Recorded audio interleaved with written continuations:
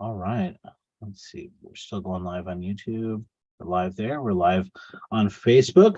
All right. Well, good evening, everybody. Thank you so much for tuning in to the Poison Pen um, interview series here.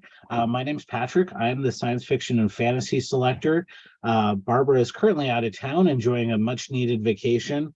And I am very fortunate to interview one of my favorites that favorite authors I get to chat with almost every year.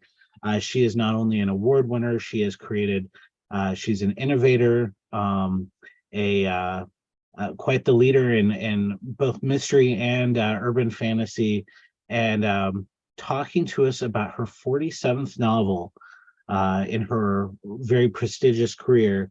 I'm very lucky to talk with Charlaine Harris. Charlaine, welcome back. Thank you so much for joining us this evening. It's always great to come back to Poison Pen, whether I'm there really or there virtually.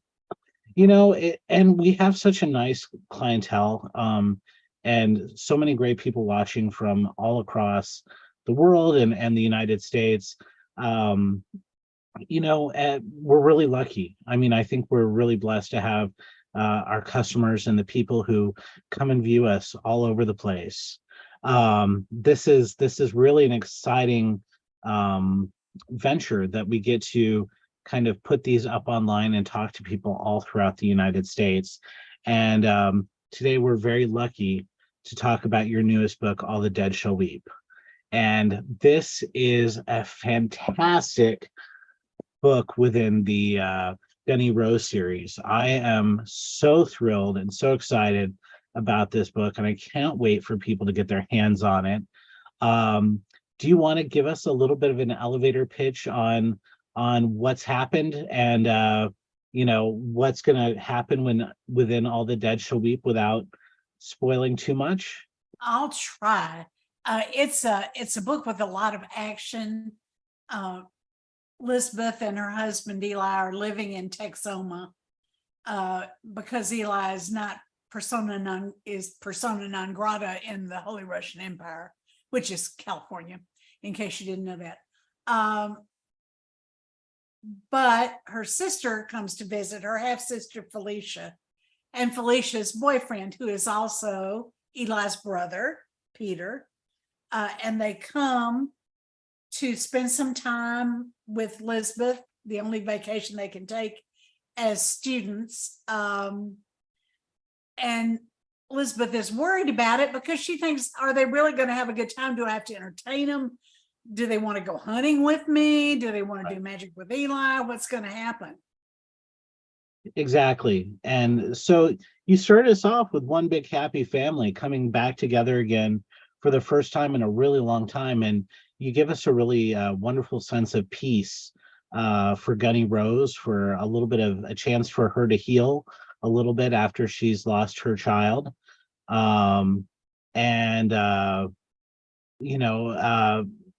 Just the chance for a little bit of a breather.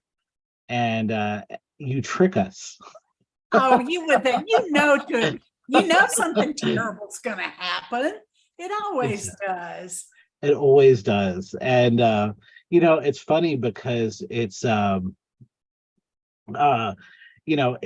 you've got two really quieter chapters, I would have to say, to catch us up with everything that happens.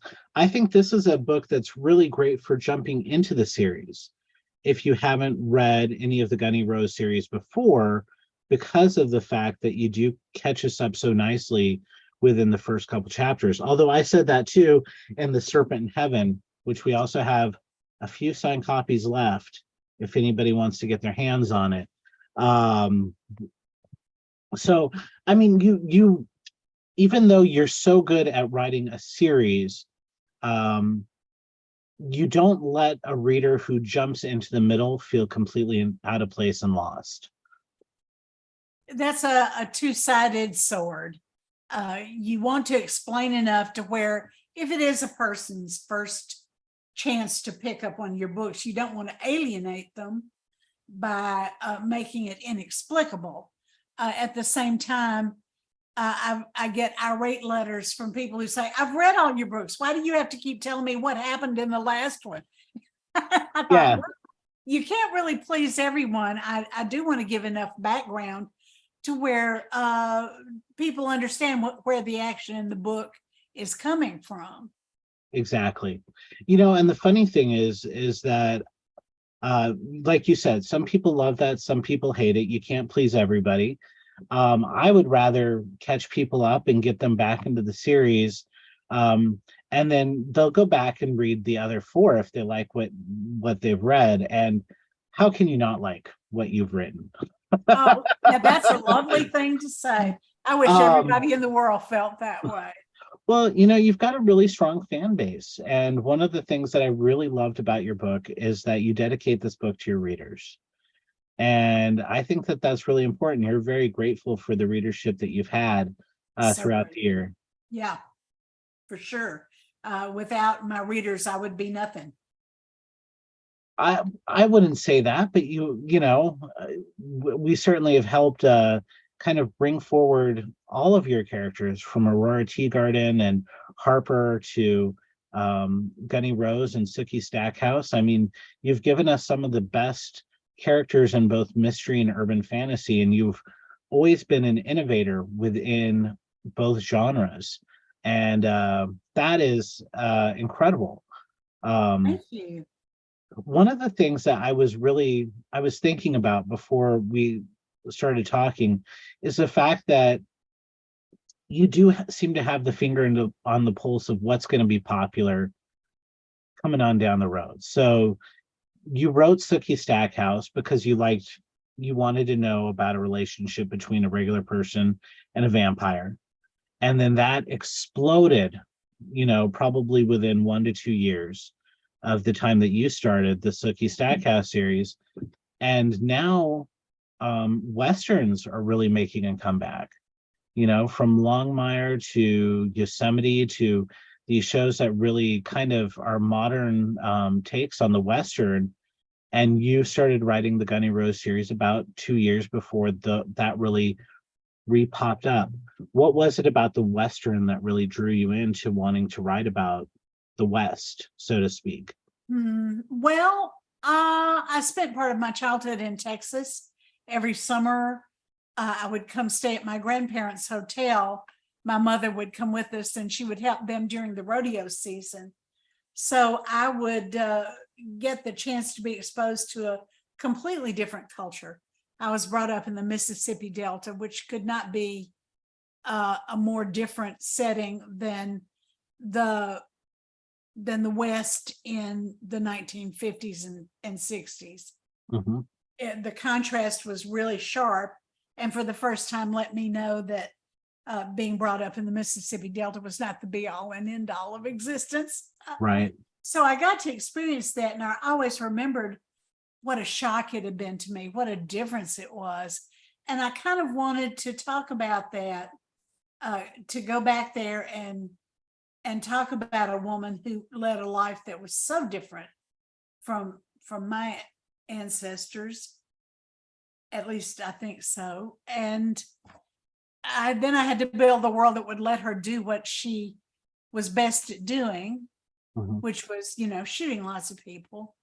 And yet I didn't want her to spend all her time in jail, so it just kind of evolved around that to a world that would let her be who she was, and we could see things through her eyes. Exactly. And the female sharpshooter was, of course, I mean, I always think of Annie Oakley, the famous female sharpshooter. Did you do any research on sharpshooting and female sharpshooters of the West before really getting into Gunny Rose as a character, or what did you do to kind of immerse yourself into kind of, although it isn't the old West that we're thinking about, we're thinking more 1920s 30s. Yes here. Yes, I had to do a lot more research than I usually do.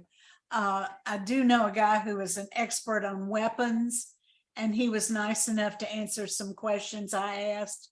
And then now on YouTube, I can watch people load and use even the oldest weapons, which is very instructive. So I had to learn a lot about guns. I had to learn a lot about what life was like in the 30s. Even in a fractured America, there had to be some similarities to what America actually was in the 30s, like who had refrigerators, who had indoor toilets, what was the train system like. And luckily, it's easy to find a lot of materials still extant that deal with those subjects. Exactly. And one of the pleasures of writing urban fantasy and writing the type of the Gunny Rose series is everything. I mean, it's science fiction or an alternate history, really. And the fact is that, the United States has been broken up and run by the part of it being run by the Holy Russian Empire. And what I really loved was that you could take parts of Texoma, and you could, even bring it back a little bit as if it hasn't quite caught up to kind of the 1930s sort of standards. Although I'm wondering, I mean, probably there was quite a bit of Texas that hadn't been built up during that time period, with the same infrastructure as probably the rest of the United States. That's absolutely true. Yeah. I remember my dad talking about, he grew up in Estes Park, Colorado. And so one of the things he still remembered having to do is go to the outhouse. And this is the early 1940s, so, for him, it was, they still hadn't had centralized plumbing, and he'd have to go downstairs and put wood onto the boiler to get the water boiling and heating the house and all that in the middle of the night.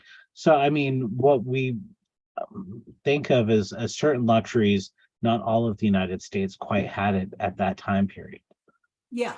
Yeah. In fact, a lot of hotels didn't have individual bathrooms for every room. Mm-hmm. They had hall bathrooms where you had to just take your turn. Exactly. Now you watch House Hunters, and people complain about not having a dual vanity sink. I know. The best 3 o'clock in the morning television watching, let me tell you, when you can't sleep, because that'll just put you right out. It will. But so in terms of part of what we think about what America is, and you get the fun of thinking about what America and the United States landmass could have been. And I'm always fascinated with this part of kind of your story, because I often think of your work very similarly to Philip K. Dick's The Man in the High Castle, where Germany took over and won part of World War II. Took over part of the United States, and in this situation, Russia ended up buying California, Washington, and Oregon. Yes, but with the consent of the Californians. I mean, I think that's important. They had the movie industry in California. William Randolph Hearst lived in California. When the Russian family finally landed on the shore, it was just like a, yes, let's go for it moment. Now we have our own royal family, and they're really royal. Pretty exciting. Exactly. And and we still have the czars. The czars were not in your universe were not horribly murdered the way that we would have expected. And certainly, we've got Peter now, who's he is persona non grata, but he's still royal, and Eli, who's still royal. And they're both kind of characters that are willing to be on the outside. Can you give us a little bit of a where they came from, who they are, what was the inspiration? Well, Eli and Peter are part of the Savarov family. Their father was, I believe, a Grand Duke, if I'm remembering correctly. And they all wandered around on this hopeless flotilla with Tsar Nikolai and his family. And of course, Nicholas did live to get to the United States. Lots of countries wouldn't accept the Russian royal family, including England, who turned them down flat. That actually happened. So he, in my world, he lived to escape with his family, and they wandered around with a large flotilla of the dispossessed nobility. until they finally found a place that would accept them in California, and a place that would revere them as royalty, which they definitely wanted to hold on to. I guess who would not if you were? Exactly. So this whole conglomeration of events came together, and they became the ruling family of the area that used to be California and Oregon. It's and then you brought in Lizeth within the last couple books. I think it was book 3 that you introduced her, and then she really becomes her own character fully in book 4. Is the way I sort of feel like it with the Serpent in Heaven. And she's Grigori, so Yeah. she's a witch, and we don't really know which, because her father was Grigori, and her mother was a very famous magic user In in Mexico. Mexico. And so we don't really know where her powers come from. She's sort of the time bomb, or the character that we don't know what she's capable of quite yet, but she is quite capable. Oh, she's quite capable of a lot. The spells that had been holding her in check, put in place by her father, who thought it was much more convenient to have a little child who could steal things rather than a young woman whose virtue he would have to protect and guard, kept her small, Mhm. kept her little. And only when she's finally free of his influence and has a place at the Grigori School in San Diego does she start to grow, and she's actually more like 15 than the child she appeared to be. So a lot of changes for her, and a lot of self-discovery. She discovers who the other part of her family really is. She discovers that she has more power than most families ever dream of. And she also has disposed of a lot of her family by the time she realizes they are her family. Exactly. And Gunny has had no problem taking out her own father, but he was a bad man, as it turns out. He And was. unfortunately, so was Lizette's family. There's a certain level of strength within your female characters that I really, really absolutely love. And both Lizette and Gunny are incredibly strong women in their own right. And you know, but without they also have a certain level of still a level of emotional vulnerability that I really love within your characters. You really make them three-dimensional. And it seems like, whenever we create our heroes, that we're more likely to create them stronger and braver, and without that vulnerability that we're used to. But you don't believe in that with your characters, do you? Believe that they need to have some chinks in their armor. I don't believe any of us are 100% strong all the time, but I do like to write strong women for obvious reasons. They're really more interesting. Mhm. But I also like to show that people don't necessarily have to be invulnerable to be strong people. Mhm. So I like to keep my people, I hate this word, accessible Mhm. to other people by giving them a relatable, maybe not a weakness, but a vulnerability. It's funny though, because I think that, and that's maybe a foible that we see in a lot of books. We have, our, um, we have like Robert Parker. I mean, you've got to believe that Spencer really didn't have a lot of chinks in the armor, so to speak, with his character. And it wasn't until we got into Sonny Randall with some of his problems with drinking and some things Yeah, like that yeah, that maybe we saw a little bit of vulnerability.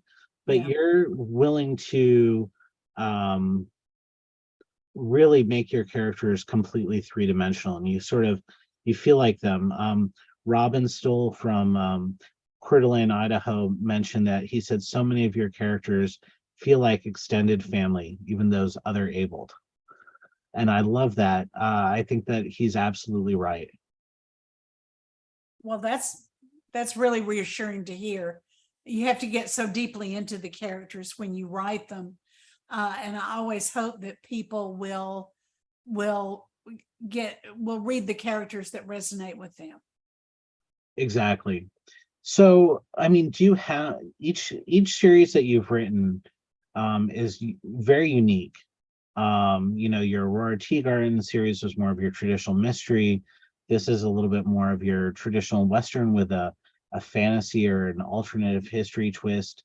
Do you have favorite series, or do you ever want to go back to any of the series that you've previously written to re-explore the characters now? I don't like to write the same thing over and over. So usually when I'm through with a series, I'm through with it. Every now and then I'll get a chance to revisit for a couple of books. I did that with Aurora. And it would be nice to do that with Harper Connolly. I would really like to revisit Harper. And the great thing about my Midnight Texas trilogy was that there was a character from every single series I had ever written in that trilogy. And I just had the best time revisiting them and finding out what they were doing. They all sort of live in your head, and they all take up a little bit of space. And so I'm just Yeah. wondering, like, if there were times where you're like, no, I wonder how Harper would do in this, or I wonder how Harper's doing, you I know? do. I think about them, especially because readers have favorite characters that aren't always characters I think of as crowd pleasers. And they'll say, oh, but what's he doing now? And I'm going, I don't know. Let me think about it. I'll get back with you on that. Yeah. Who's the one that really surprised you, that really has captured you over all of the characters that you've written, that people seem to really miss and want to know what's going on with? Well, weirdly, Bobo Winthrop from the Lily Bard series. Yes, the Lily Bard series. He's just a side character, and people are just like, what's he doing now? He was so good looking. He had such a hard lot in life. And I'm going, I don't know. Let me look back and see what Bobo's doing now. Maybe have a short story in one of the, occasional anthologies that we find you propping up in, right? That would be fun. Yeah, exactly. To go back and maybe see. Are you working on any anthologies? Because I know that you tend to work on multiple projects at once. Well, Tony Kellner and I edited the anthologies together for many years, and we had the best time. But like most good projects, it kind of ran its natural course, and we weren't asked to do anymore, which was a pity, because drawing up our guest list was always like Christmas shopping. It's like, do you think so-and-so would do a story for us? Oh yeah, let's ask her. And when the stories started to come in, it was just wonderful. It was just wonderful. But like all projects, it had it had a natural end.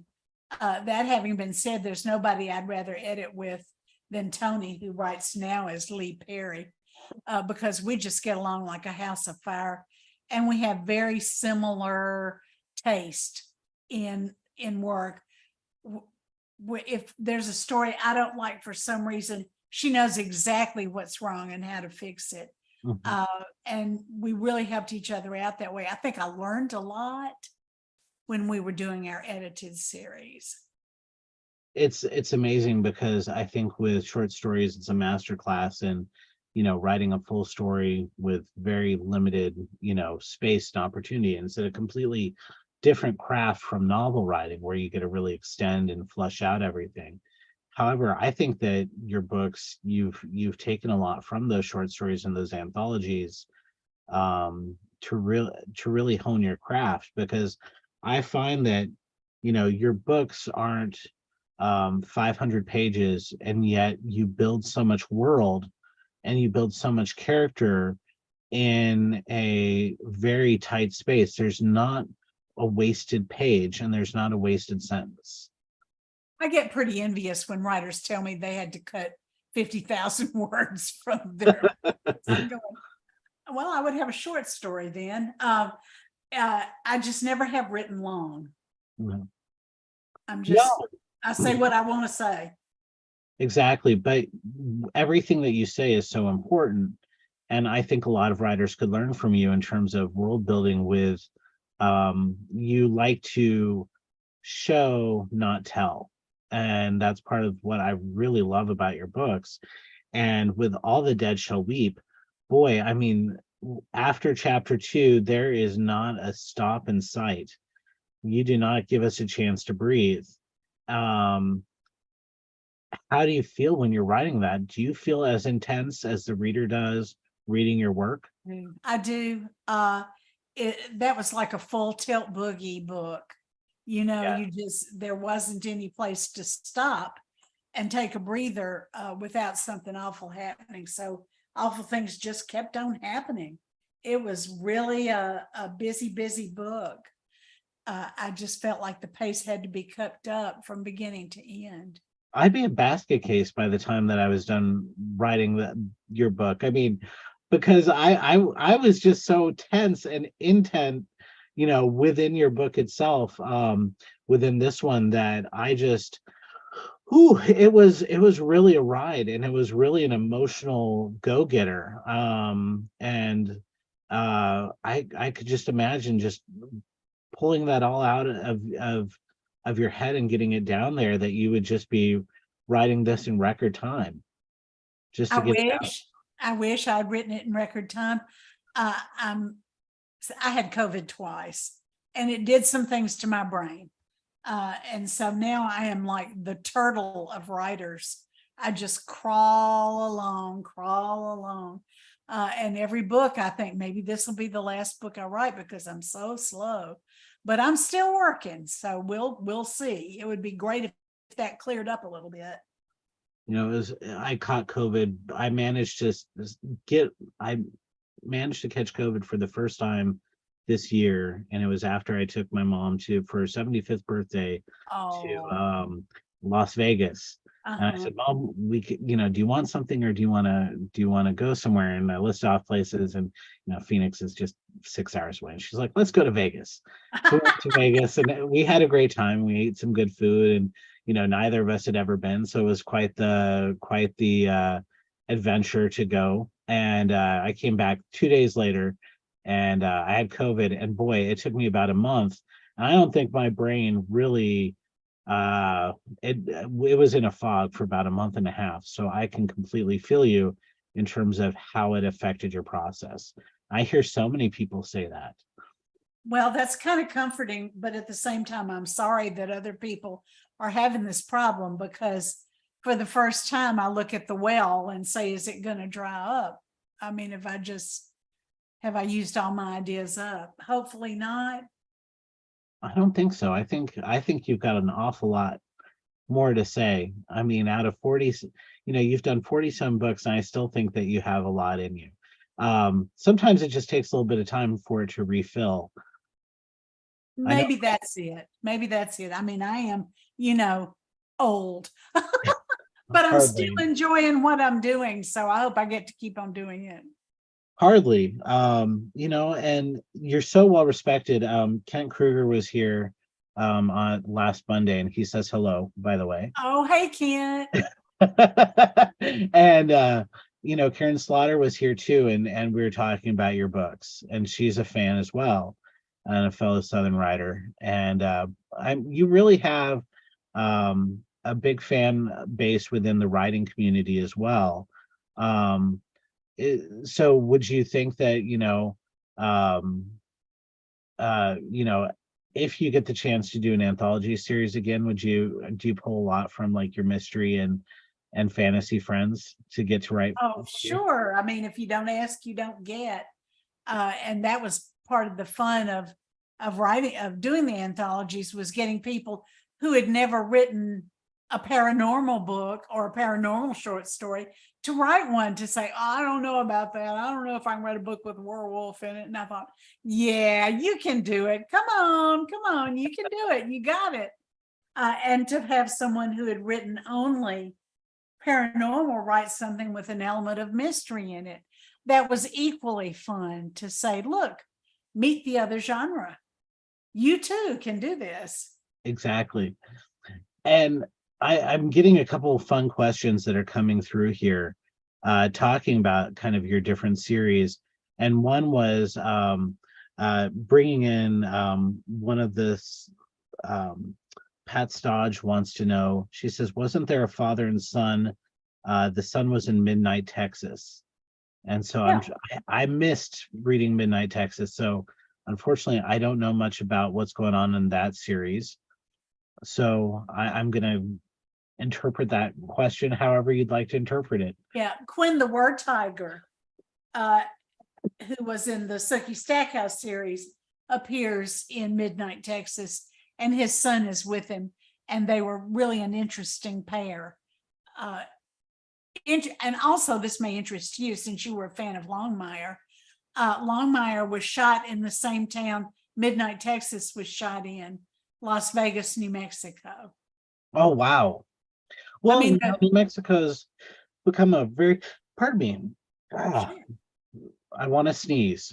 well, you just go right ahead. So, yeah, it's become a very popular place to shoot. And Craig Johnson was saying that when he got the chance to go down there, you know, there is so much of it that looks like the Wild West, and but you can shoot there a little bit longer than you can do it up in Wyoming. You don't have to deal with as much of the inclement weather that you have to. And unfortunately, Midnight Texas lasted just a season or two, didn't it? 2 seasons. And I was so sorry. I mean, I've been very fortunate in my adaptation experiences. And I really thought it was so good. And I enjoyed being on the set, and they made me very welcome on the set. But it just didn't last, which was too bad. It's the transient life of Hollywood, isn't it? I suppose so. I refuse to believe that it wasn't good, because I really thought it was good. I thought it was good as well. I watched a few episodes, and unfortunately, I think the time that it was on just never kind of coalesced with me watching the entire series. But you know, what I liked about it being on standard television was the fact that it was a little bit tamer than True Blood was. Yeah, it was. And sometimes that was a relief to me too. Yeah. But I mean, True Blood and the show itself really sort of really popularized Sookie, and still she's probably still as popular today. I saw an awful lot of Sookie Stackhouse here at the store still. And whenever Hallmark starts showing your Aurora Teagarden series, we have an immediate bump in people wanting to read that series as well. Well, that's why we signed those papers, right? Now, working with Hollywood's a completely different beast. And as a writer, did you ever feel like you were gonna have that opportunity? And you know, has it just been a complete learning opportunity for you? I never thought I would. My whole career has been an immense surprise to me. The adaptations and getting to know a whole different industry. I don't know. Sometimes it was like I was speaking to Martians. Their industry is so different from ours. I mean, writing is an intensely independent, lonely process, and making a television show or movie is intensely collaborative. And they believe they work in the most wonderful industry in the world. Mm-hmm. And that if you have a chance to do an interview that will benefit them, that you will drop everything and fly to Hollywood and do it. And I'm going, no, I can't really do that. I really have a life.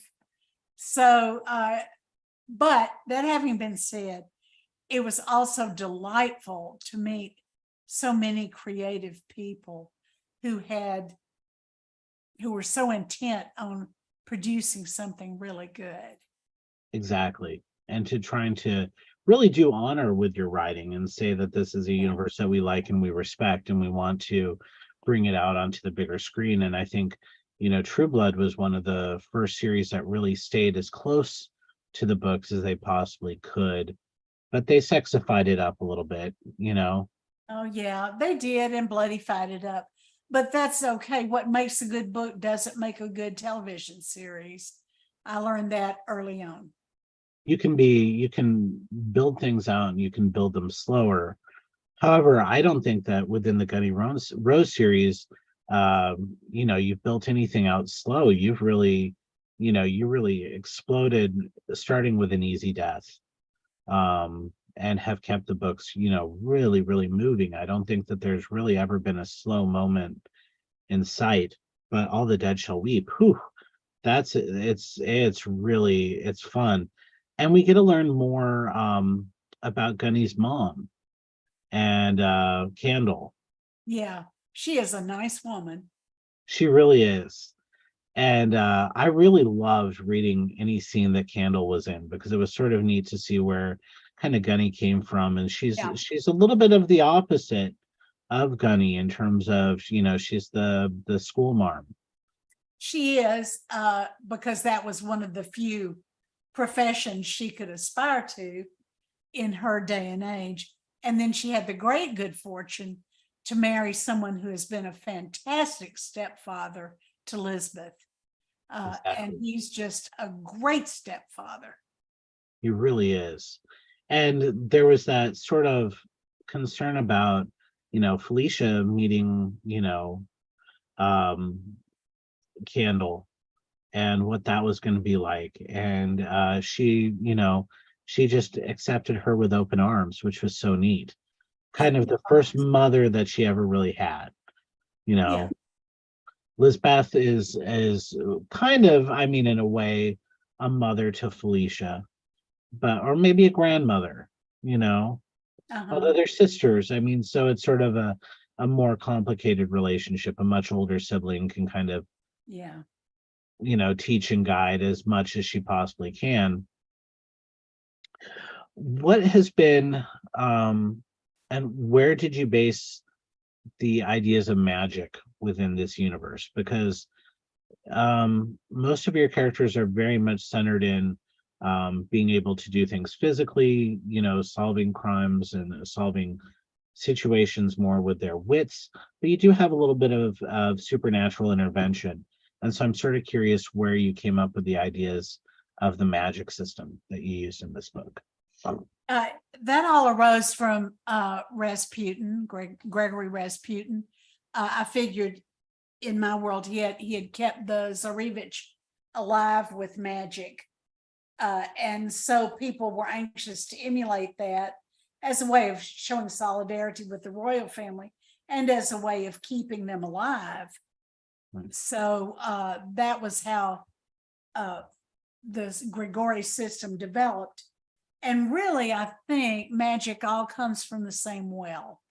They approach it in different ways, they access it in different ways, but magic is magic, and it's not different kinds of magic, it's just how it's expressed.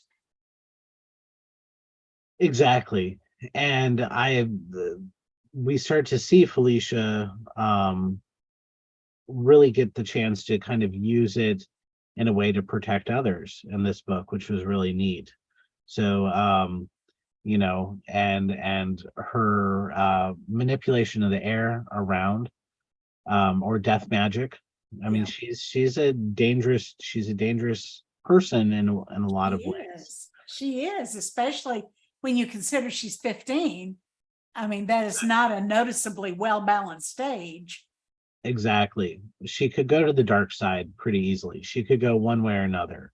But Yes. I think that you've put her in good hands where she won't because of uh um Lisbeth and Candle, and the rest of them now being all part and center of her life. Yeah. So I'm sort of excited about that. I want to see where she goes and what happens with her.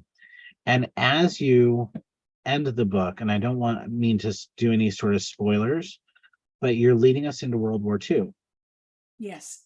And a man named Hitler manages to make the last couple of pages Yeah. with the book. And do you feel like his portion of history is going to change absolutely everything within um, within what is the United States' territories?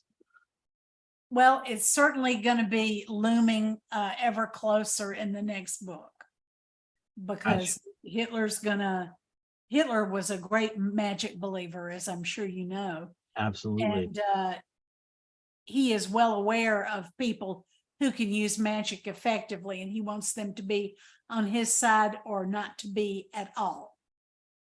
So Exactly. And that's why I was wondering how you were going to build that in, because, he had the very strong interest in the occult, and trying to find objects of magical power and ways to, and at the same time, I mean, he built up Germany to be the scientific powerhouse, so to speak. yeah.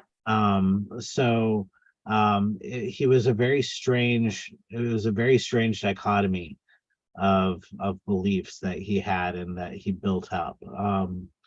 But yeah, they did some very strange um searches for different objects. Yeah. And that's definitely, when I was thinking about the time period in which the book would be set, it seemed to me that had to lead into it. Yeah. Now, do you feel like I'm curious, what do you look at in terms of the genre with the Gunny Rose series? Do you look at yours as westerns? Do you look at them as mysteries? Do you look at them as urban fantasies or alternate history? Or do you feel like they're just a story that you want to tell? I look at them as the story I want to tell. I never have been too fussed about fitting things into small packages, and I really like to write the book I want to write. And luckily, I've had the opportunity to do that for the most part, which is, it's just great. I love the fact that you're so willing to take risk, and you talk about the fact that your um books are stories you want to write, but they're also risky stories in terms of what you want Yeah. to write. And I mean, publishers don't always want to take a risk. no, but you're testament to your writing that they're willing to take a risk on your books. Oh, not all of them. So, well, I've got to say, you've got so many series. Do you have any dead series that never made it to print that may No, lucky me, I've been able to find somewhere for everything, but there's always going to be a time when someone says, nope, not going to do it. But the funny thing is that, like, it just is testament to your imagination too. I mean, I love your books. The Gunny Rose series is hard to describe, but once you get it into somebody's hands, they're hooked. They're absolutely hooked. And Yay. I love that. I love that. So that's one of the things that and Robin is asking, please say we're going to see more Gunny Rose. And I think we are, aren't we? We are. I'm writing the 6th book now. Nice. And do you think anything after the 6th book, or do you just go a book at a time? I just go a book at a time. It could be after the 6th book, I'll feel the urge to write something different. It could be I'll find out my publisher doesn't want any more of the Gunny books, but I'll always find something to write. Exactly. Well, and what do you do when it comes time to end a series? What is it that you try to do when you put to bed a particular character? Well, usually I like to leave my main character happy, at least in some way. I mean, it's not always possible to have a happy ending. It's not always possible to even have a half happy ending, but I love these people I write about, and I really want them to end up in a place that seems like will give them a good life. Has it ever been hard to say goodbye to somebody? No, I'm always anxious to write the next thing. And then they can go on, and you know, the nice thing is that we can think about what's going to happen with our characters, but our literary characters are very real to all of us. And uh, Yes. on YouTube, I have my sister who just, she's a huge fan of yours as well. And you know, she just said that your books are a blessing to her and got her through hard times. And it's really true. I mean, you really grab your readers and really help all of us when we need to escape or we need to feel. I mean, you don't shy away from the hard topics. I don't. Life doesn't give you that option in real life. So I, as a writer, don't really give you that option in my books. Is when you were writing, was it Lily who was the character who was the rape victim? Uh-huh. I mean, how hard was that to discuss and to write about? Because that's a very personal and very hard um uh subject to write about. I think that's one of the It hardest is. things you can actually do. Yep. Well, I myself am a rape survivor, and it was my way of exercising my own demons and yet saying, yeah, this was awful, but look, you can live through it. Yeah. And nowadays, we're also kind of graced with the idea of having a lot of publishers now have the uh, sensitivity readers, those who kind of read through and kind of look at Yeah. subjects. Yeah. Did you have to do that with any of your books or within the Gunny Rose because of, you know, dealing with slavery or other issues? I did not, though I wouldn't object to that because I'm well aware that I'm an older American and that some of my attitudes are not current, Mhm. which is not good. We always need to be learning and adjusting what we call things. That's very important. It really is, and it's one of those hard things to do. I think though that fantasy itself within the last few years has really become a more inclusive kind of genre, which is sort of neat. We're getting a lot of writers of color, we're getting writers from different backgrounds, and we're getting characters from all over the rainbow, you know, and it's really sort of a refreshing um aside. And I look at Gunny Rose as one of those characters that fits really neatly in there because she's a strong, willing to get it done sort of woman. And you know, I think that you know is a very modern approach and a very modern take on a character. um but there were women out there who were noisy and not easily put down. What was it that one of my coworkers said? Uh oh gosh, it was something about quiet women rarely make history. That is so true. Yeah.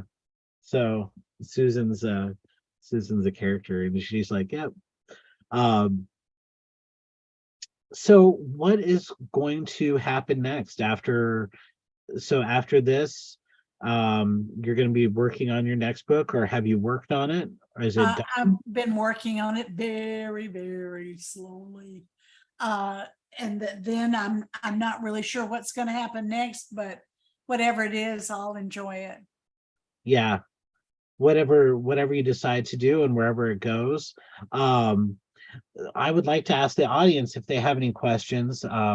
I usually get the chance to type it down a little bit before, but unfortunately I'm bad at double um doing multiple things at once here, multitasking. Let me just check through here. A lot of people are just really, Midnight Texas is just a fan favorite out of our group here. They Oh, great. absolutely love it.